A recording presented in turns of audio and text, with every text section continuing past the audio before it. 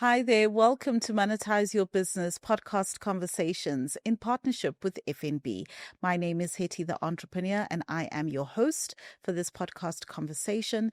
Every single week, we bring you a phenomenal and inspiring entrepreneur who comes and shares their journey with us in order for us to learn business knowledge and insights. For this particular episode, we've got Refilwe, who's going to chat to us about her business, which involves personal shopping, interior design, styling, all these wonderful and amazing things. But before we get into that, you know how we do. I am not flying this plane on my own. I do have my co-pilot with me. Papa Biz, how are you today? No, I'm excellent and looking forward to having this conversation. There's a lot I feel that we're going to be learning from you. Definitely. Absolutely. Refilwe, welcome to the conversation. Thank you so much. And I'm glad to be here. Awesome. Awesome. Great stuff. Awesome. So you are in all things beautiful, I would actually say, because when you're shopping for people, you're getting lovely things, interior design, style. You look fantastic yourself. Thank you. But before we get into the business of what you do, let's learn a little bit more about yourself. Can you tell us a bit more about where you grew up and just about your early beginnings? No problem at all. Thank you so much for this opportunity once again. My name is Refilwe Mongwaketse. Those from my childhood would know me as Boitumelo. Okay. I'm from Botswana, from a village called Kanye. Proudly so. I'm an only child.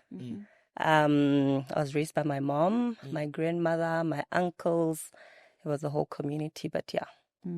Wow, that's fantastic. And what was that early upbringing like, especially being an only child? It was amazing. It was amazing. I can't even say I lacked at any point.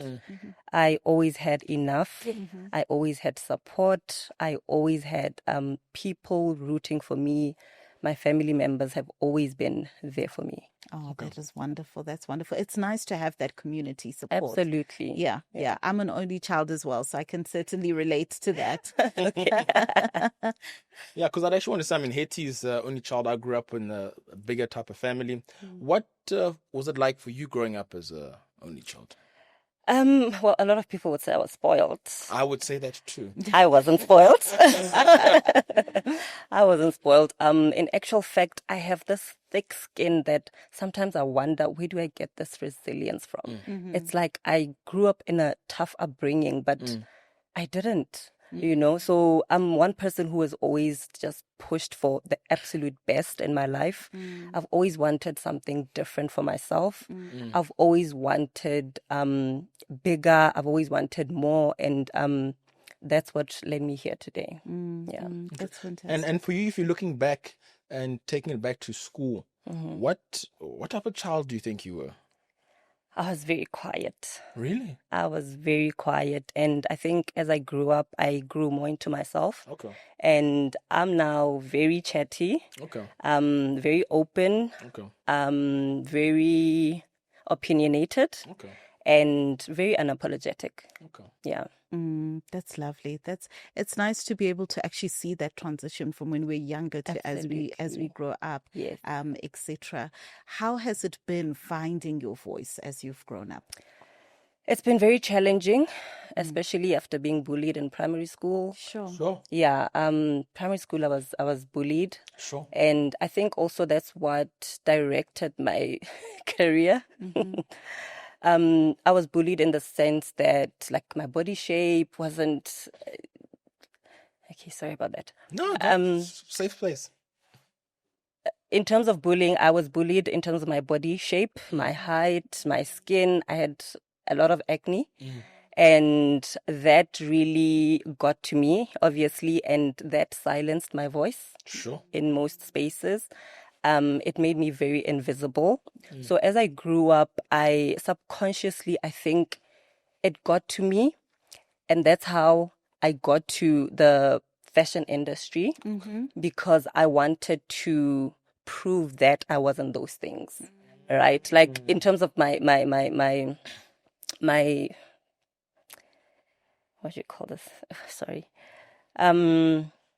My body shape example, people used to tease me and say my shoulders are like an ironing board, right?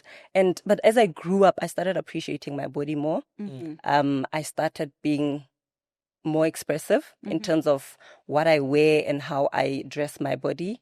And yeah, that's what sparked my interest in fashion. Sure. And it's actually interesting because so often in discussing with people, you pick up on these areas where they're almost carrying this thing of invisibility around them, and you'll try and think, where is this coming from? And as you're looking to engage with them and advise them regarding their business, there's still this side. And then it's actually interesting, like the way you took it in terms of where that actually comes from. Yeah. So for you to look to overcome that, it's actually quite poignant and something to take on board as well. Yeah, with styling, it's a very personal journey that I walked. As I get to meet different people, I realize I'm definitely not alone who's facing challenges in terms of my body and accepting it how it is. I speak a lot of women and they just share their journeys. There are people who don't even want to go out and socialize because of how they feel about themselves. There are people who've been raped, and you'll look at an individual and say, but why do they wear baggy stuff? But behind there's a story, and a very painful story. In careers, people are shrinking in the background, but they are very, very smart. They're just not visible because they don't have that confidence. So that's where personal styling comes in to say, look, this is your body shape. We're going to create looks that go with this. We work with what we have, right? Which is your body shape.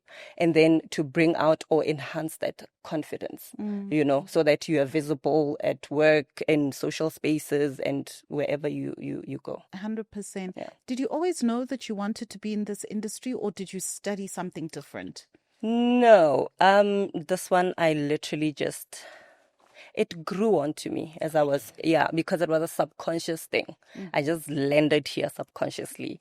But in terms of what I studied architecture. Sure.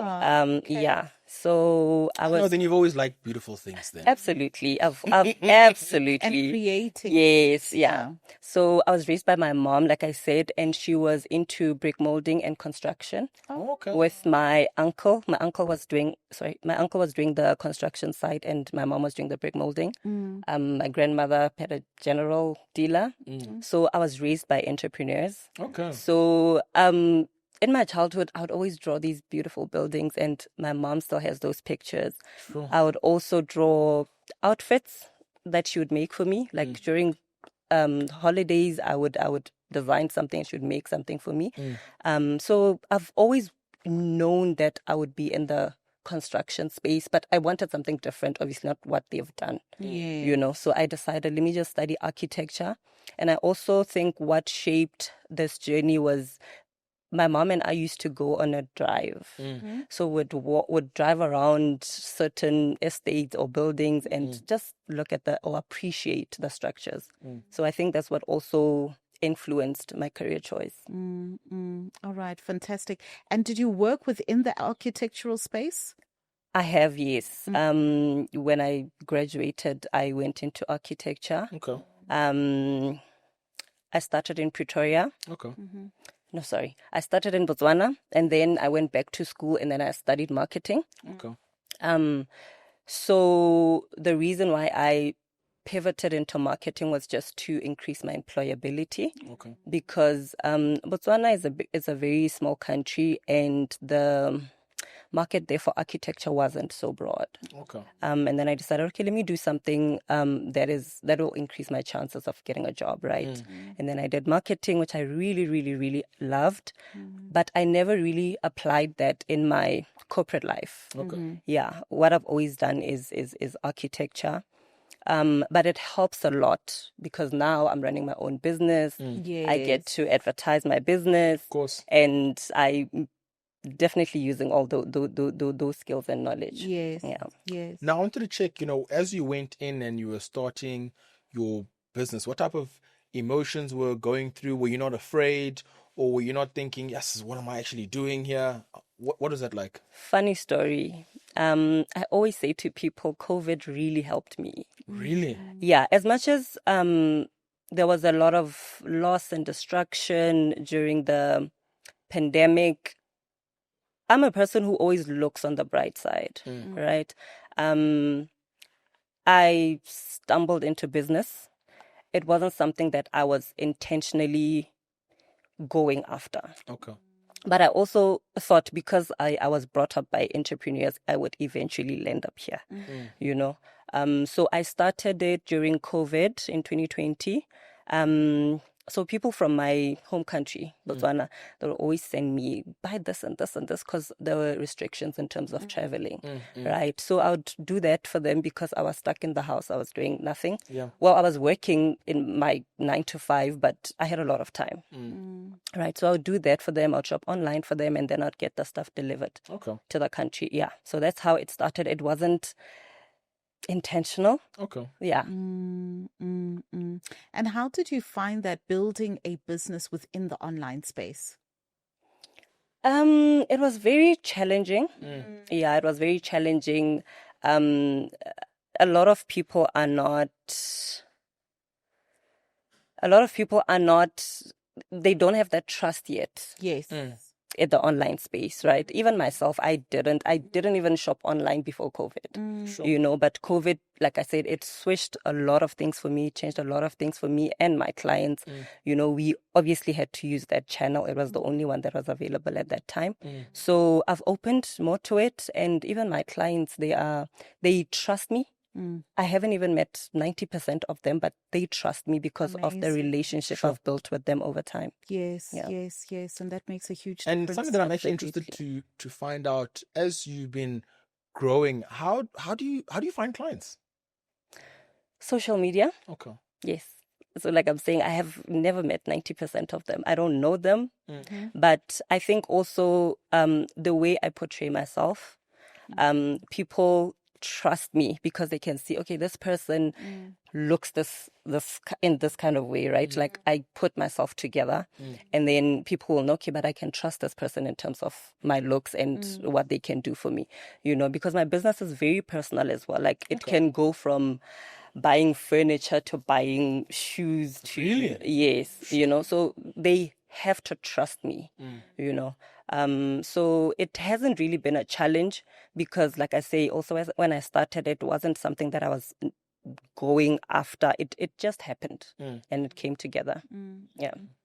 And over time, your business has also expanded from not just being personal shopping, but also interior design and style and so forth. Can you tell us a little bit about the expansion of those services? So in terms of my expansion, it happened during COVID. I think I became a lot more feminine. And I've evolved as an individual, right? And to some extent, I think I was falling out of love with architecture. I became a bit more feminine, more softer, and then certain things like fabric and color and texture started exciting me. So that's why I right now I would say I love interior design more than I love architecture. And any interesting interior design projects that you've worked on? I've done office blocks. Oh, lovely. Yeah, so I've done commercial projects, I've done residential projects for amazing clients. Yeah. Oh, wow. Sure. And I mean, we were talking about it earlier where, for instance, I mean, I studied mathematics. Yeah. So, you know, when I travel and people would tell me, no, don't calculate, don't convert when you're there. But the thing is, because I've been I've already calculated. It's in you. It's already in my mind. Sure. So, for instance, for yourself, when you walk into spaces, whether it's homes or buildings, I'm sure for you as well, you've already looked at the place and judged and be like, actually, I would have changed this. Actually, this needs to be there. This it already happens. I definitely do a lot of critiquing buildings. I critique a lot of outfits on the streets. It's not something that I particularly like, but it's in me. It's what I do. Yes. But obviously I have to be kind. I can't express it. But I do a lot of critiquing, and I always think I have better ideas. Of course. So yeah, if an opportunity comes up to propose something better, I definitely do that. Yeah. Sure. Okay. Absolutely. And what would you say are some of the business challenges you've experienced in running your own business? Our audience is predominantly entrepreneurs, so I'm sure that is something they'd be interested to hear. Sure, it's been a lot. It's been a whirlwind. So like I said, I wasn't intentionally going after starting a business. Yes. It happened haphazardly. So first and foremost, I didn't have a strategy. Okay. I didn't have a strategy because I didn't know what I was doing. It's just something that built itself, I didn't have boundaries. Personally, I didn't have boundaries. So I'd go above and beyond. And, some people will constantly take, without saying, no, but I need to pay you for this or this or that. So I had to quickly learn that there are things that you need to put in place in order for this thing to be sustainable. Yeah. So, and I've also learned how to master my emotions. I've also learned how to keep positive in adversity. I have learned to I've learned to come back from setbacks. Yeah, so it's all challenges that I was forced to learn in that process. Yeah, but I can comfortably say now that I'm in a space where my business is running the way I wanted to, without burning me out or without me having to compromise myself. That's great. That's fantastic. And that's such a good space to be in. Yeah.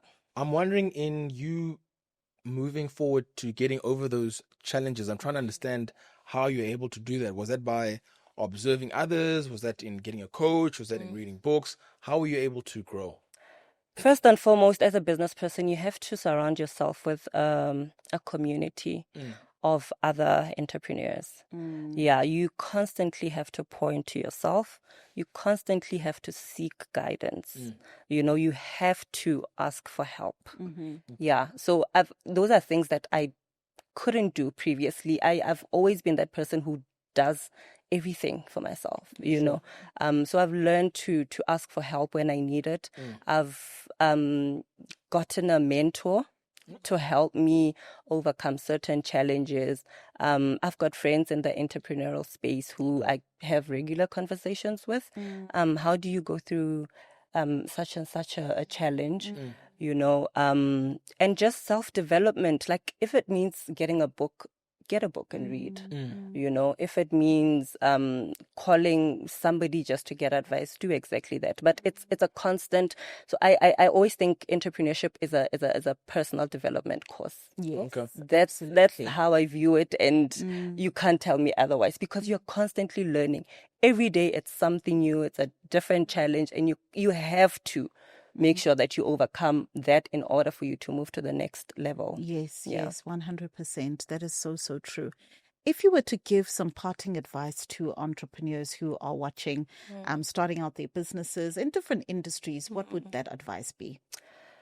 I would definitely say, let the main thing be the main thing. Go. As entrepreneurs, we always seek perfectionism.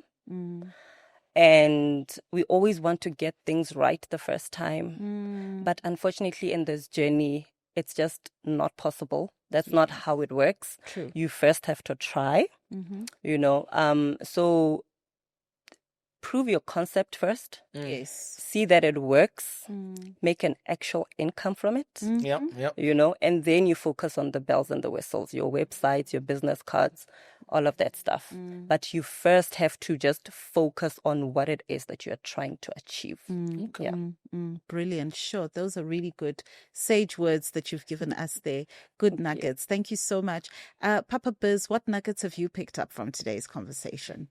I think what I've picked up in listening to you and your story is letting go of the cloak of invisibility. Yes. There are various reasons how, people carry themselves in a invisible manner, around the world and everything. But, what I'm listening to you, it's almost, I'm thinking, in order to step into who we can become and who we are meant to be, Yes. we need to be able to let go of that cloak of Correct. invisibility. And you need to constantly give yourself grace because that will increase your confidence. Yeah. Cool. 100%. If somebody's looking to utilize your services or get in touch with you, how do they do that? I'm available on Instagram. It's Tumamina P Shopping. I'm also available on TikTok. It's TMPS. I'm also on LinkedIn as Refilwe Mongwaketse, and Facebook Tumamina Personal Shopping. All right, fantastic. That's really, really great. Monetizers, that brings us to the end of yet another podcast conversation.